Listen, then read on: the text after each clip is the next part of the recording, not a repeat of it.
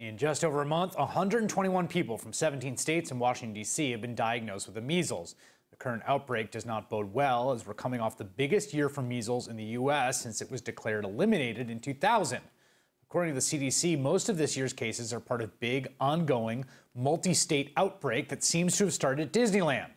The cluster of cases is probably most terrifying to new parents is the one in Illinois, where 10 cases have now been confirmed. 9 of those 10 are linked to a KinderCare daycare center outside Chicago. 8 babies, all too young for the measles vaccine, which is typically given around 12 months, and 1 adult who is not an employee of the daycare center, but is linked to it, all diagnosed with measles.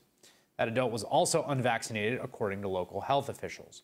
So far, the Illinois cluster has not been connected to the Disneyland outbreak, and health officials are still trying to figure out how it started. Meanwhile, today in Washington, senators from both parties talked about ways to prevent further outbreaks.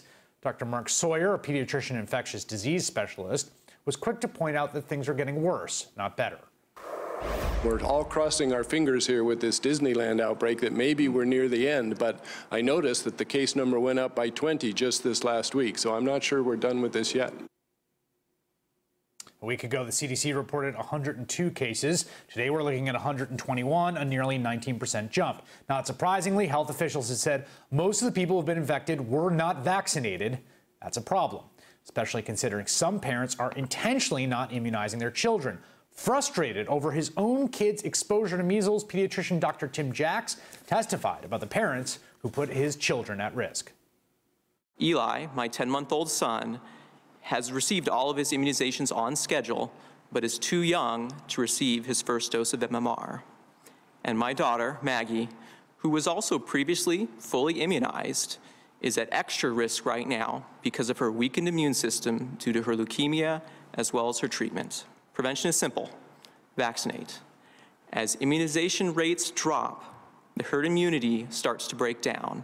And this herd immunity is the only thing protecting my 2 young children from being exposed to measles or whatever the next outbreak is.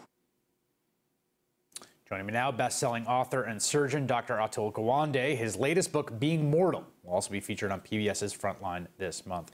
Dr. Gawande, in other contexts, I've seen you write about and talk about the change between the doctor-patient relationship that's happened, particularly in the last 10 or 15 years, with 2 things: the rise of the internet and people sort of checking their symptoms, and also the kind of declining trust people have in the medical profession. How much of that is driving what we're seeing here in terms of vaccinations?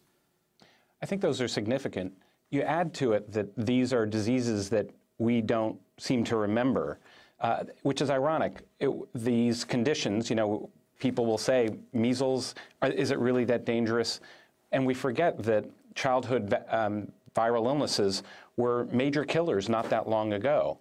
You know, in my own childhood, I developed mumps, which has since been something that we've controlled with vaccination. And I was one of those kids who, because there were thousands of kids who had mumps, I developed that most severe form, encephalitis, and I was just lucky that I survived in the 60s. Roald Dahl, his daughter developed measles in the 1960s, and his daughter Olivia, he was the one who wrote James and the Giant Peach.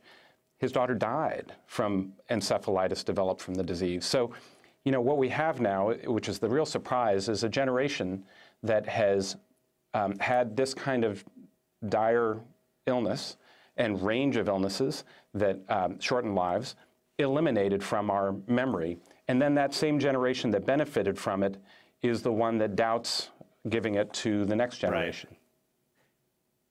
So I guess the question here is, and this pertains to the new book you have out, which is about sort of end of life and end of life care and how we make these very difficult decisions in concert with medical professionals and our family about end of life care. And it relates to vaccinations, which is, how do you go about sort of rebuilding this trust so that you can have conversations or reconstituting medical authority in an age where it really seems inexorably to be on the decline?